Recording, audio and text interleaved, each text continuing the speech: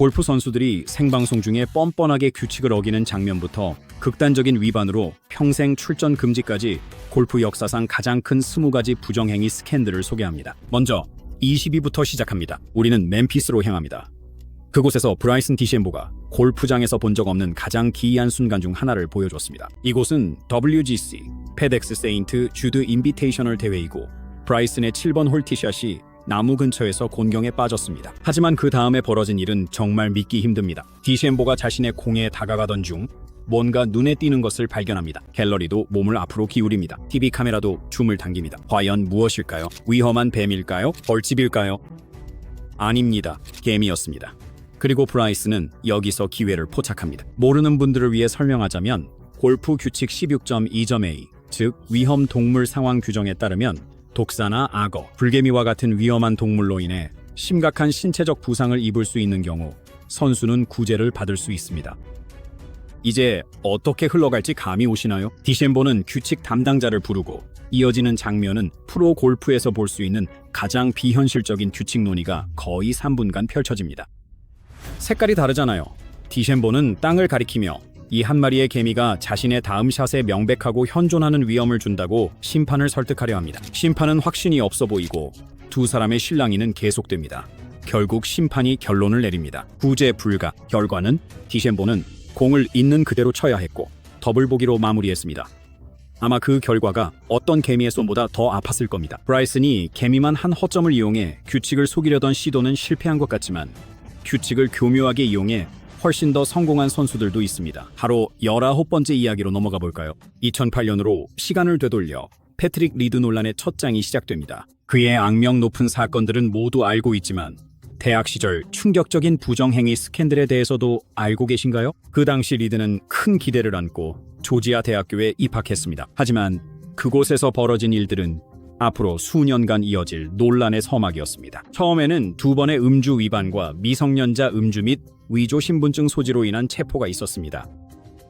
하지만 그것은 앞으로 벌어질 일들의 전초전에 불과했습니다. 진짜 드라마는 팀 라커룸에서 시계, 퍼터, 그리고 $400의 현금이 사라지기 시작하면서부터였습니다. 대학생들에게는 결코 적은 돈이 아니었죠. 그리고 이걸 들어보세요. 바로 다음 날 리드는 두툼한 현금 뭉치를 자랑하며 나타났습니다. 수상하지 않나요? 당연하죠.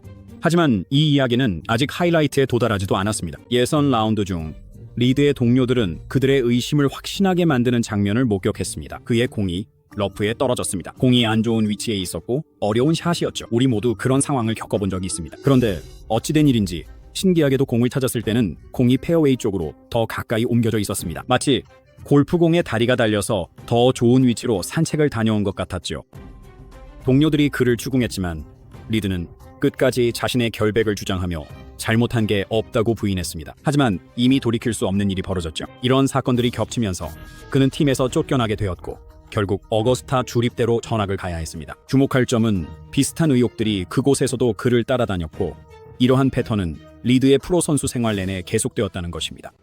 18번째 이야기는 2005년 자카르타로 가봅니다. 이 사건은 자카르타 게이트로 알려지게 되었는데 처음에는 소문으로 시작했지만 결국에는 대대적인 부정행위 의혹으로 번졌습니다. 그리고 그 모든 사건의 중심에는 누구였을까요? 콜린 몽고메리였습니다. 인도네시아 오픈 2라운드에서 몽고메리는 평범한 벙커샷을 앞두고 있었는데 그때 날씨가 급변했습니다. 경기 중단이 선언되어 선수들은 코스에서 물러나야 했습니다. 별다를 것 없는 상황이었죠. 하지만 그 다음에 벌어진 일이 문제였습니다. 경기가 재개되었을 때 몽고메리는 표시도 하지 않은 자신의 공이 그린 옆 벙커에서 사라진 것을 발견했습니다. 문제 없어 보였죠? 그냥 다시 놓으면 되잖아요. 글쎄요, 꼭 그렇지는 않았습니다. 이후 영상 증거에 따르면 몽고메리가 공을 다시 놓았을 때 원래 있던 위치와는 다소 달랐던 것으로 드러났습니다. 새로 놓인 위치는 원래의 라이보다 훨씬 유리해 보였습니다. 몇 인치 차이일 뿐이지만 골프에서는 그 몇 인치가 팔을 지키느냐 보기로 고생하느냐를 가를 수 있습니다. 당시 몽고메리는 벌점을 받지 않았습니다. 실제로 그는 계속 경기를 치렀고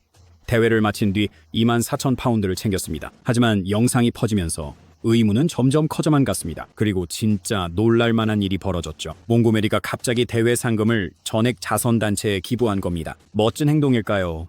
아니면 양심의 가책일까요? 진짜 충격적인 일은 4년 뒤인 2009년에 벌어졌습니다. 유럽 투어의 베테랑이자 2010년 라이더컵 주장 자리를 몽고메리와 두고 경쟁하던 샌디 라일이 공개적으로 이 사건을 부정행위라고 지적한 것입니다. 그렇게 소문은 순식간에 노골적인 비난으로 번졌습니다. 몽고메리는 공식적으로 처벌을 받지는 않았지만 대중의 시선에서는 이미 그의 명성에 씻을 수 없는 타격이 남았습니다. 드롭도, 벙커 정리도, 기부도 그 상처를 지울 수 없었죠. 17번째 사건은 2010년 위슬링 스트레이츠에서 열린 PGA 챔피언십입니다. 이곳에서 더스틴 존슨은 규정의 세부 사항을 꼼꼼히 읽지 않으면 어떤 일이 벌어지는지 뼈저리게 배우게 됩니다. 일요일 오후 존슨은 인생 최고의 골프를 펼치고 있었습니다. 그는 13번, 16번, 17번 홀에서 결정적인 버디를 성공시켰습니다. 72 번티잉 그라운드로 걸어가며 그는 한타 차로 선두를 달리고 있었습니다. 메이저 우승이 정말로 단 한 홀만을 남겨두고 있었습니다. 그의 드라이버 샷은 오른쪽으로 흘러 바려진 흙처럼 보이는 곳에 떨어졌습니다.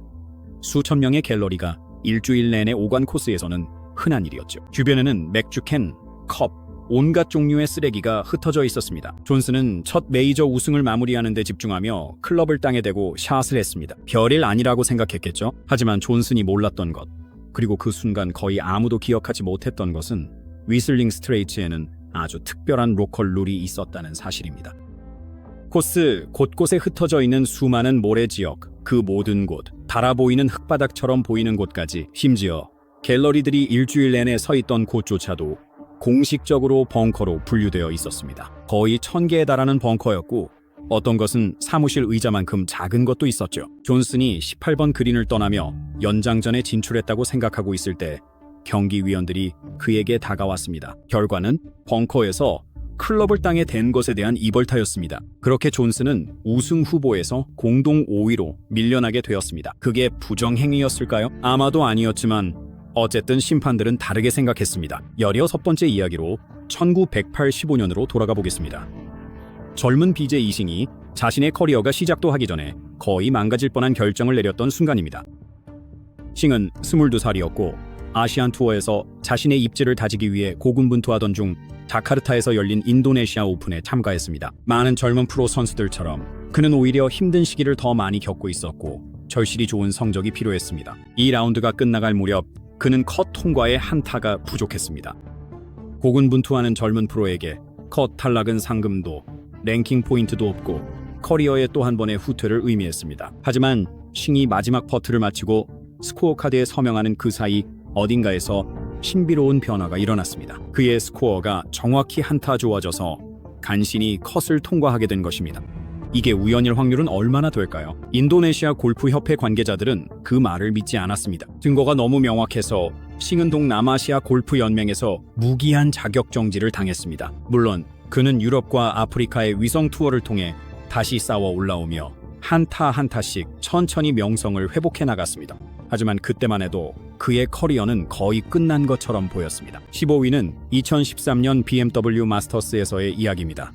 여기서 사이먼 다이스는 고화질 TV 시대에는 어떤 움직임도 눈에 띄지 않는다는 사실을 뼈저리게 깨닫게 됩니다. 이 라운드에서 다이스는 8번 그린에서 평범한 퍼팅을 앞두고 있었습니다. 이후 벌어진 일로 그는 37,500파운드를 잃고 이름에 먹칠을 하며 평판이 완전히 무너질 위기에 처하게 됩니다. 다이스는 자신의 공에 마크를 했지만 공을 다시 놓기 전에 볼마커로 퍼팅 라인에 있던 스파이크 자국을 눌러 다듬었습니다. 골프를 모르는 사람들에게는 이게 별일 아닌 것처럼 보일 수도 있습니다. 그린 위에 작은 자국을 다듬는 게 뭐가 그렇게 큰 문제일까요? 하지만 골프에서는 이것이 절대적으로 금지되어 있습니다. 이 사건은 TV 카메라가 아니었다면 아무도 몰랐을 수도 있습니다. 다이슨은 이에 대해 순간적인 실수였고 무의식적으로 한 행동이었다고 해명했습니다. 그들의 판결은 어땠을까요? 그 결과는 다소 놀라웠습니다. 그들은 이것이 계획된 부정행위는 아니라고 판단했지만 그래도 2개월 집행유예와 3만 파운드의 벌금 그리고 7,500파운드의 비용을 부과했습니다. 부정행위였을까요? 그의 입장에서는 아닐지 몰라도 이를 포착한 TV 시청자는 다르게 생각했습니다. 그리고 골프에서 부정행위라는 단어가 한번 언급되면 그 오명을 지우기는 어렵습니다. 14번째는 많은 이들이 여자 골프 역사상 가장 큰 부정행위 스캔들로 여기는 사건으로 이 논란은 LPGA 투어를 완전히 양분시켰습니다. 하지만 본격적으로 들어가기 전에 구독자 2만 명이 거의 눈앞에 다가왔습니다. 방금만 5천 명을 돌파했는데 여러분의 도움이 필요합니다. 구독해주시고 골퍼를 도와주세요. 이제 다시 그 스캔들 이야기로 돌아가겠습니다. 때는 1972년 제인 블레이락은 LPGA 투어에서 상금 랭킹 1위였습니다. 하지만 그녀의 성공 이면에는 문제가 싹트고 있었고 단 한두 명의 선수가 의혹을 제기한 것이 아니었습니다. 이건 말 그대로 전면적인 반란이었습니다. 여러 명의 LPGA 선수들이 블레이락을 주시하며 그녀가 라이를 개선하거나 그린에서 공을 잘못 표시하는 등 체계적으로 부정행위를 하고 있다고 확신했습니다. 사건은 루이빌에서 열린 블루그래스 인비테이셔널 대회에서 절정에 달했습니다. 이 라운드가 끝난 후 LPGA 집행위원회는 블레이락을 불러 실격 처리하고 $500의 벌금을 부과했습니다. 하지만 동료 선수들에게는 그것만으로는 충분하지 않았습니다. 27명의 LPGA 선수들이 더 강력한 처벌을 요구하는 진술서에 서명했습니다. LPGA는 이에 대해 블레이락에게 1년간 출전 정지와 함께 당시로서는 상당한 금액인 약 $50,000의 투어 상금을 동결하는 조치를 내렸습니다. 그런데 여기서 놀라운 일이 벌어집니다. 비디오 증거도 사진도 아무것도 없었고 오직 다른 선수들의 진술만이 있었습니다. 블레이락은 자신이 결백하다고 끝까지 주장했고 이 사건은 여성 프로 골프계 전체를 수년간 분열시킬 만큼 큰 파장을 일으켰습니다. 불운의 숫자 13은 우리를 2014년 캐나다 퍼시픽 여자 오픈으로 이끕니다.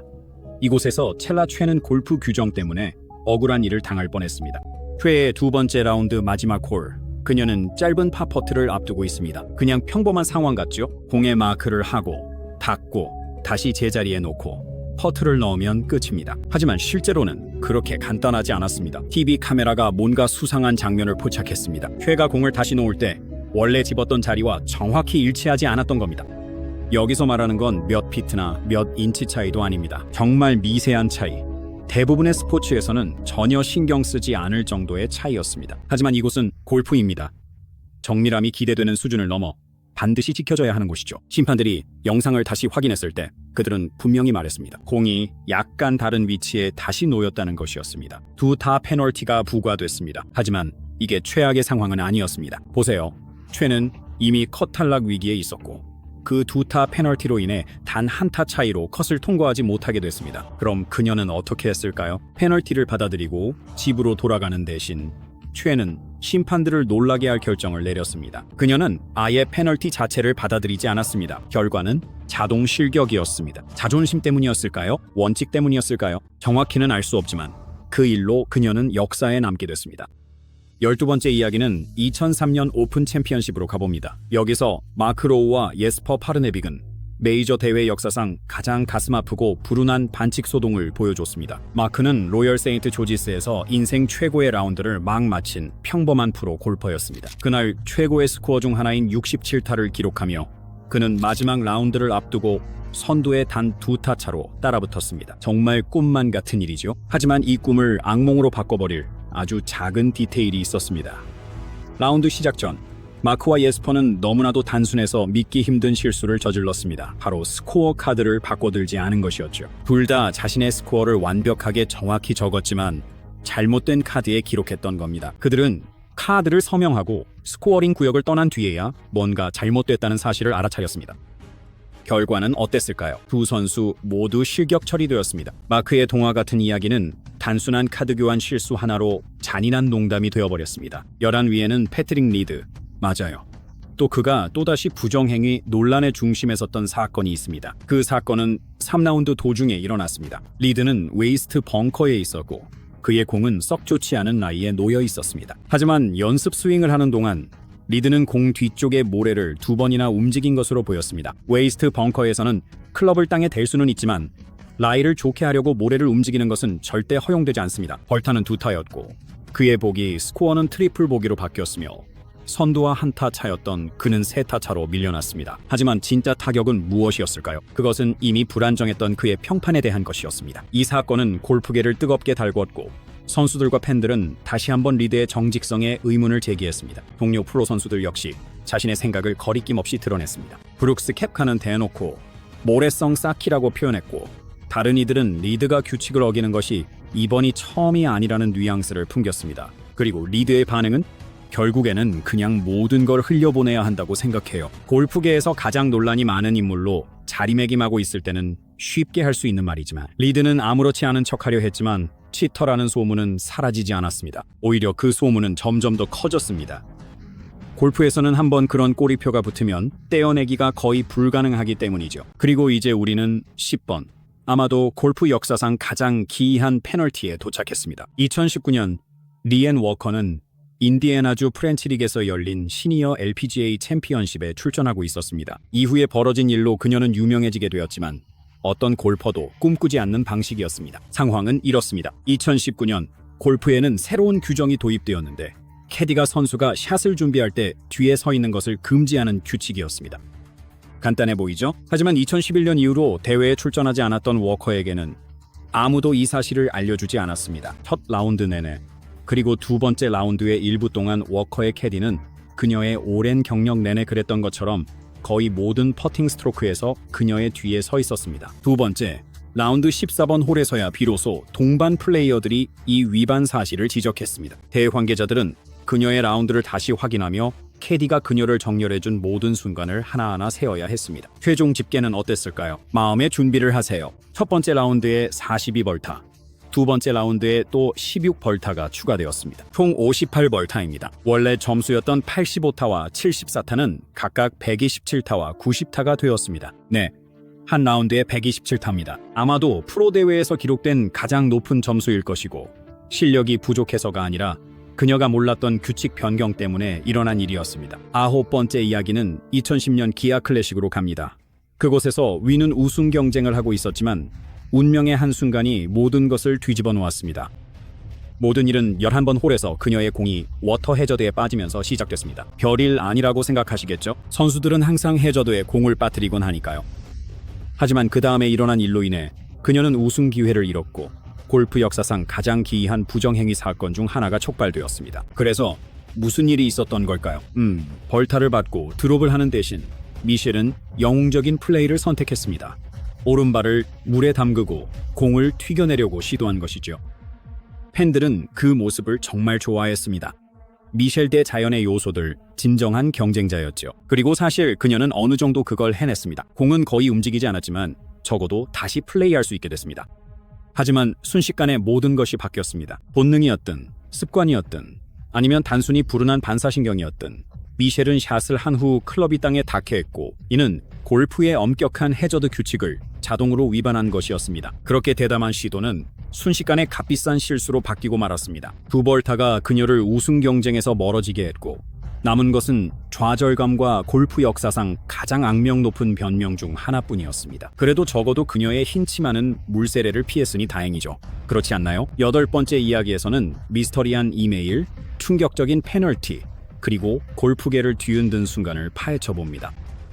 렉시 톰슨은 두 번째 메이저 챔피언십을 눈앞에 두고 있었고 훌륭한 플레이로 선두를 지키고 있었습니다. 승리는 불가피해 보였습니다. 그러다 갑자기 모든 것을 바꿔버린 이메일이 도착했습니다. 어떤 무작위 시청자가 집에서 DVR로 전날 경기를 시청하다가 토요일 라운드 17번 그린에서 톰슨이 볼마크를 할 때 거의 눈에 띄지 않는 아주 미세한 움직임을 발견했습니다. 그 시청자는 영상을 되감아 다시 보고 또 한 번 더 되감아 본 뒤 마치 규칙 심판이라도 된 듯 LPGA에 이메일을 보내 톰슨이 원래 위치에서 약 1인치 떨어진 곳에 공을 다시 놓았다고 주장했습니다. 대회 관계자들은 영상을 검토했고 냉정하게도 그 의견에 동의했습니다. 하지만 가장 끔찍한 부분은 뭘까요? 바로 타이밍이었습니다. 이 사실은 다음 날 톰슨이 이미 스코어 카드에 서명한 한참 뒤에야 밝혀졌습니다. 그로 인해 그녀는 잘못된 볼 위치에 대한 벌타뿐만 아니라 잘못된 스코어 카드에 서명했다는 이유로 추가로 2벌타를 받았습니다.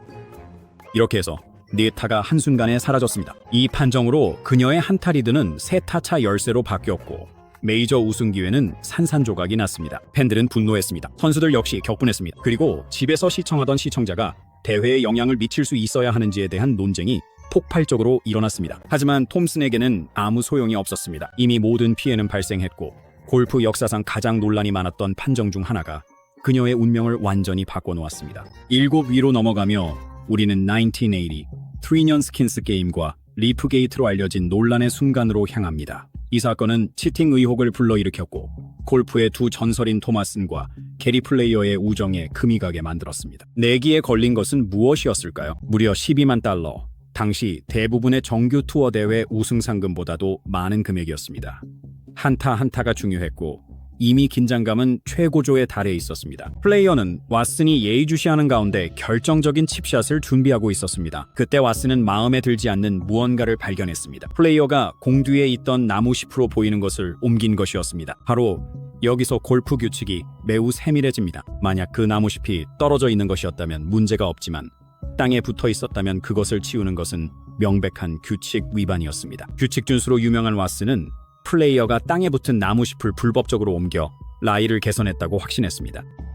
즉, 그는 플레이어가 부정행위를 했다고 믿은 것입니다. 하지만 플레이어는 나무잎이 떨어져 있었고 자신은 아무런 잘못도 하지 않았다고 주장했습니다. 어느 쪽도 확실히 입증할 수 있는 카메라 각도가 없었기 때문에 논쟁은 계속되었습니다. 이것은 그야말로 그가 말했다 식의 상황이었습니다. 하지만 이 일은 단순히 돈 문제만이 아니었습니다. 이것은 바로 신뢰의 문제였습니다.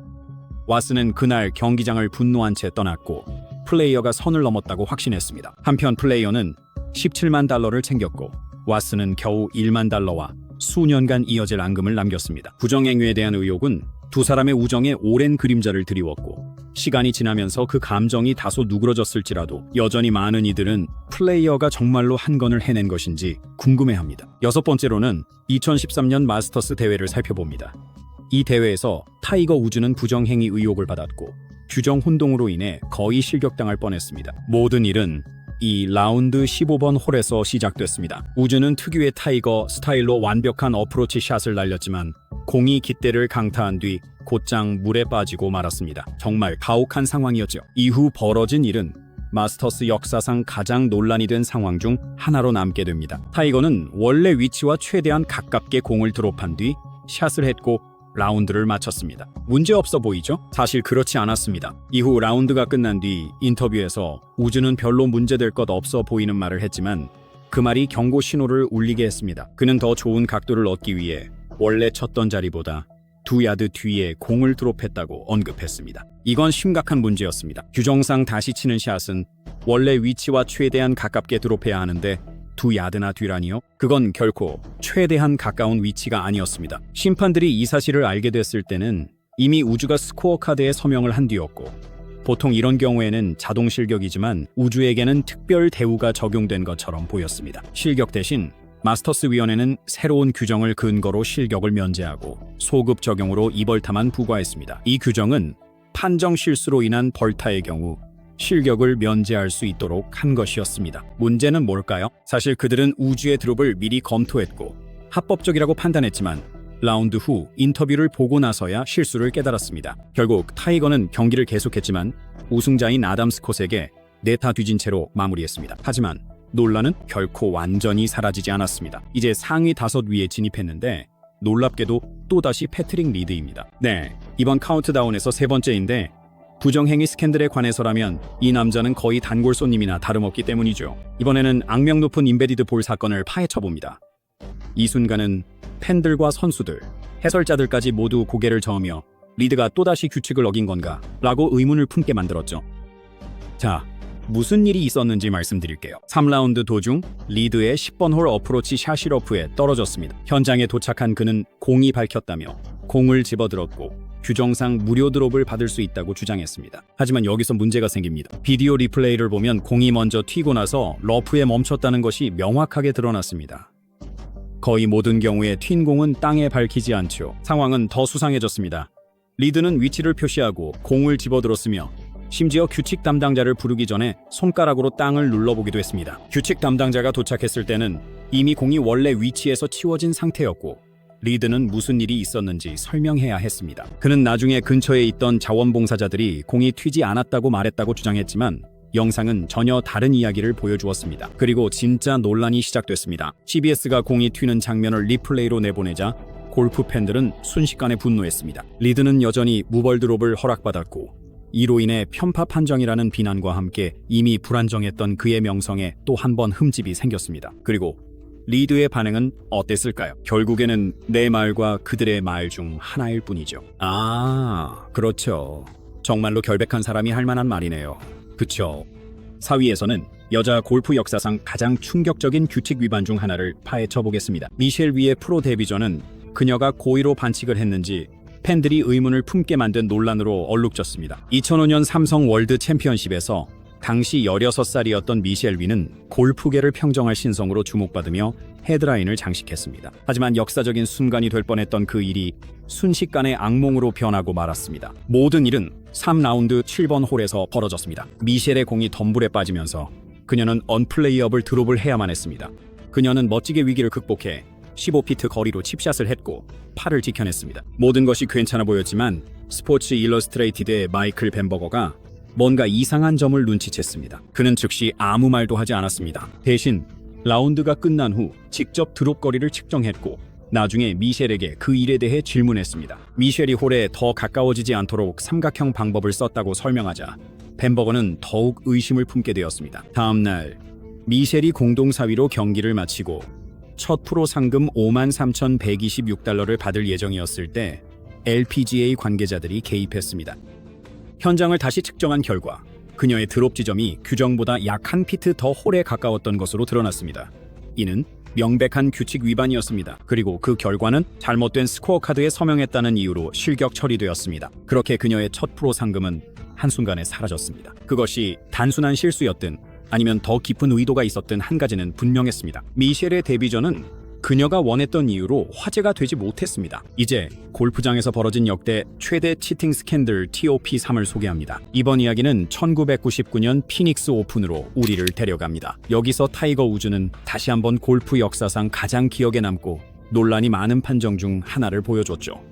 우즈의 공은 사막 한가운데 거대한 바위 뒤에 멈춰 있었습니다. 대부분의 선수라면 언플레이어블 라이를 선언했겠지만 타이거는 전혀 다른 생각을 했습니다. 우즈는 경기위원을 불러 간단한 질문을 던졌습니다. 무게가 거의 1톤에 달하는 이 바위가 느슨한 장애물로 간주될 수 있냐는 것이었습니다. 경기위원은 신중히 검토한 끝에 네 라고 답했습니다. 그 다음에 벌어진 일은 그야말로 한편의 연극이었습니다.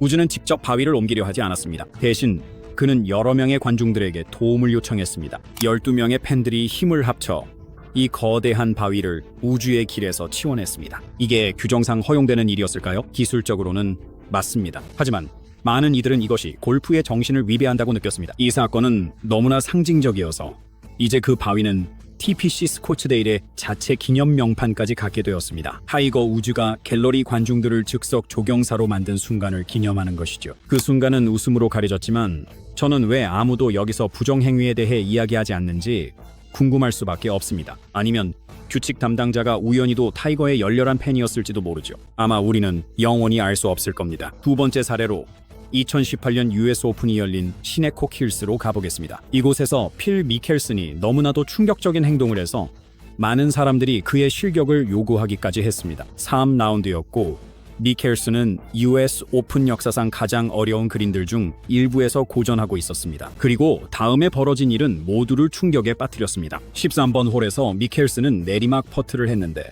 그 공은 분명 홀을 훨씬 지나 그린 밖으로까지 굴러갈 상황이었습니다. 하지만 미켈슨은 공이 멈추기를 기다리는 대신 상상도 못할 행동을 했습니다. 그는 공을 쫓아가서 아직 공이 움직이고 있는 상태에서 다시 홀 쪽으로 쳤습니다. 골프계 전체가 완전히 충격에 빠졌습니다. 이건 단순한 규칙 위반이 아니었습니다. 골프의 핵심 규칙 중 하나를 정면으로 어긴 행동이었죠. 미켈슨의 해명은 별 도움이 되지 않았습니다. 그는 자신이 규칙을 알고 있었다고 인정했지만 공이 그린 밖으로 굴러가는 것보다는 이벌타를 받는 게 낫다고 생각했다고 말했습니다.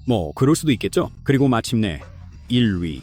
최근 골프 역사상 가장 노골적인 부정행위 스캔들입니다. 2023년 PGA 투어 캐나다 오타와 오픈에서 저스틴 도드는 자신의 행동을 내 인생 최대의 실수라고 부르게 됩니다. 무슨 일이 있었는지 궁금하신가요? 자, 저스틴은 상금을 받으려면 컷을 통과해야 했습니다. 18번 홀에서 끔찍한 더블 보기로 7타를 기록한 후 그는 자신이 탈락했다는 걸 알았습니다. 하지만 그는 이를 받아들이는 대신 상상도 못할 일을 저질렀습니다. 그는 자신의 스코어 카드에서 7타를 지우고 5타로 바꿨습니다. 컷 통과에 딱 맞는 점수였죠. 이건 애매한 부분이나 오해가 아니었습니다. 이건 명백한 부정행위였습니다. 하지만 골프는 정직함의 스포츠이고 부정행위는 오래 숨겨질 수 없습니다. 그의 동반 플레이어들은 게시된 점수를 보고 뭔가 이상하다는 것을 눈치챘습니다. 그리고 심판들이 그의 스코어 카드를 확인했을 때 증거는 부인할 수 없었습니다. 실제로 칠이 지워진 흔적이 보였으니까요. 조사가 끝나기도 전에 저스틴은 조용히 기권했습니다. 아마 무슨 일이 일어날지 알고 있었던 것 같습니다. 그리고 3일 후 그는 SNS에 골프계를 충격에 빠뜨린 공개 고백을 올렸습니다. 저는 골프에서 부정행위를 했습니다. 이건 제 본 모습이 아닙니다. 저는 제 스폰서, 경쟁자, 가족, 그리고 저 자신을 실망시켰습니다. 그렇게 그의 커리어는 끝이 났습니다. 그래도 적어도 비록 사흘이나 늦었지만 마지막엔 약간의 정직함을 보였네요. 그리고 아직도 여기 계시네요. 화면 한가운데 또 다른 멋진 영상이 준비되어 있습니다. 즐겁게 시청하세요.